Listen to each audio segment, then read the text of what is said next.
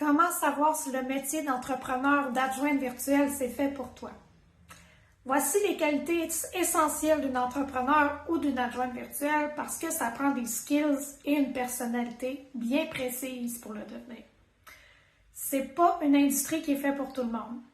Pour être entrepreneur tout court aussi, ça prend certains traits de personnalité bien définis.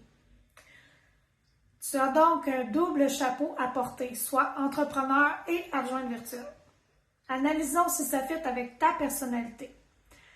D'abord, tu dois être organisé ou au moins avoir la volonté de l'être. Pour une adjointe virtuelle, c'est la spécialiste de l'organisation administrative de ses clients. Ça va être difficile d'organiser les autres si tu ne l'es pas toi-même. Généralement, c'est une qualité qu'on remarque chez les adjointes virtuelles. Elles aiment quand les choses sont organisées, classées, ordonnées. Puis pour l'entrepreneur, ça prend un minimum d'organisation aussi. Peut-être que c'est pas ton trait le plus marqué, puis c'est bien correct parce que tout s'apprend. Tu dois aussi être empathique. Le bien-être, le succès de tes clients doivent te tenir à cœur. Si c'est pas le cas, tes collaborations, tes services, ta communication vont s'en ressentir. Autrement dit, tu ne peux pas faire de la business juste avec ta tête. Ça prend aussi énormément de cœur dans ta recette. Tu dois être à l'écoute. Il y a une différence entre entendre et écouter. Tu dois écouter pour bien saisir ce qu'on attend de toi, mais aussi pour comprendre c'est quoi le but du mandat, quels sont les objectifs de ton client. Quand tu prends le temps d'écouter attentivement tes collaborateurs, tu t'outilles pour livrer un bien meilleur service. Tu dois aussi être altruiste, c'est-à-dire que tu dois détenir un sincère désir d'aider les autres si tu veux être en business, encore plus quand tu es adjointe virtuelle. Tu dois désirer contribuer, améliorer le quotidien de tes clients et faire une différence dans leur business. Tu dois aussi être flexible, tu dois gérer les imprévus et t'ajuster parce que l'entrepreneuriat, c'est pas un long fleuve tranquille. Quand on offre des services, on se fait souvent demander d'effectuer des miracles. Tu dois aussi être polyvalente parce que quand on est solopreneur, on doit porter plusieurs chapeaux et c'est la même chose autant pour les entrepreneurs virtuels que non virtuels.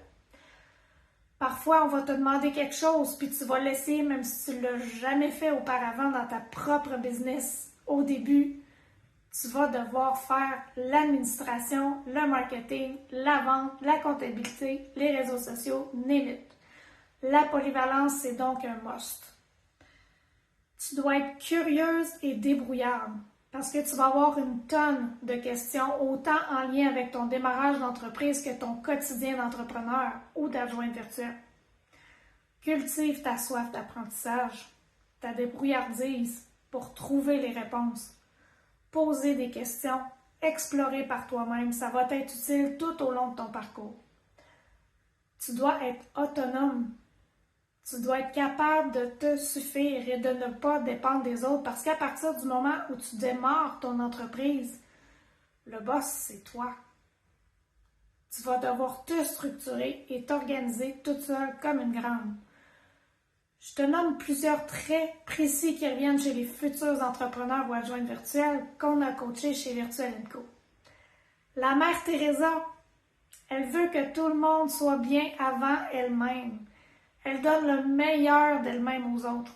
Souvent, les mères Teresa ont été employées dans des entreprises pendant de nombreuses années. C'était toujours celle qui commençait tôt, finissait tard, savait où se trouvait tout, disait oui à tout, sans jamais recevoir un merci ou une tape gratifiante dans le dos. La future ex-perfectionniste, si tu es perfectionniste, tu vas faire une merveilleuse adjointe virtuelle. L'affaire, c'est que tu vas devoir devenir une ex-perfectionniste. Ça ne veut pas dire de tourner les coins ronds, mais plutôt de faire attention aux endroits où tu mets ton temps et ton énergie. Tu vas t'apercevoir qu'il y a des choses auxquelles tu accordes de l'importance qui, dans le fond, n'en ont pas. En entrepreneuriat, là, tu vas vite comprendre que le perfectionnisme, c'est la chose qui va le plus te ralentir. Le perfectionnisme, là, il est relié à l'insécurité, puis tu n'as pas besoin de ça dans ta business. Je te nomme ici les questions à te poser avant de te lancer. Est-ce que tu aimes travailler seul? Ici, je veux dire seul physiquement, parce que les relations professionnelles seront virtuelles. Tes clients, ton ordinateur et toi. Si tu as besoin d'avoir des collègues en présentiel, ça se peut que la transition soit difficile. Penses-tu que ce travail en solitaire te pèserait à long ou au contraire, c'est de ça dont tu as besoin? Est-ce que tu es prête à mettre les efforts nécessaires, autant au niveau de l'entrepreneuriat qu'au niveau de l'adjointe virtuelle? Ça demande un minimum d'efforts. On ne parle pas ici de s'oublier, de ne plus dormir la nuit, mais tu dois savoir que tu n'obtiendras rien si tu fais rien. Est-ce que tu aimes ce qui n'est pas routinier? C'est pas un travail à la chaîne dans une usine, là. Parce que chaque mandat est différent, chaque client est différent. Tu n'auras pas offrir le même service à tous tes clients, il y aura toujours des changements d'un à l'autre. Comme entrepreneur ou adjointe virtuelle, tu dois être flexible car tes journées ne seront jamais pareilles. Mais aussi, tu vas apprendre à travailler avec toi-même. Tu ne fileras pas toujours pareil tous les jours, puis tu dois respecter ton énergie. Peux-tu accepter le fait d'être souvent sur ton cell ou ton ordi, aller voir comme tes outils de travail? Ta vitrine dans le monde virtuel, là, c'est tes réseaux sociaux. Puisque ton entreprise est en mode virtuel. En faisant le parallèle avec une personne qui démarre une entreprise en présentiel, le concept s'explique mieux. Tu dois être physiquement présente pour que ça fonctionne, comme tu dois avoir une présence en ligne avec ton entreprise virtuelle.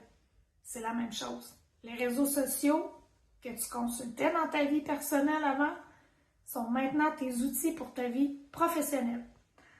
On ne parle pas de faire des lives, de publier tout ce que tu fais dans ta journée, mais ta présence en ligne va se faire remarquer par le partage de contenu de valeur et du marketing authentique.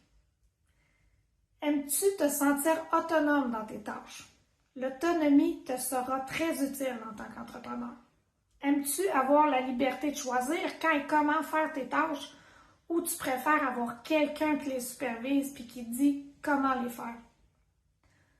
As-tu besoin d'un cadre prédéfini, en bref, ou tu préfères le monter toi-même ton cadre? Est-ce que tu aimes apprendre?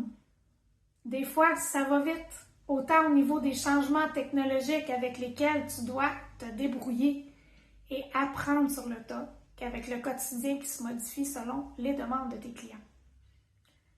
L'industrie est vraiment en constante évolution. Par exemple, il y a 5 ans, pour faire signer un document, c'était un long processus.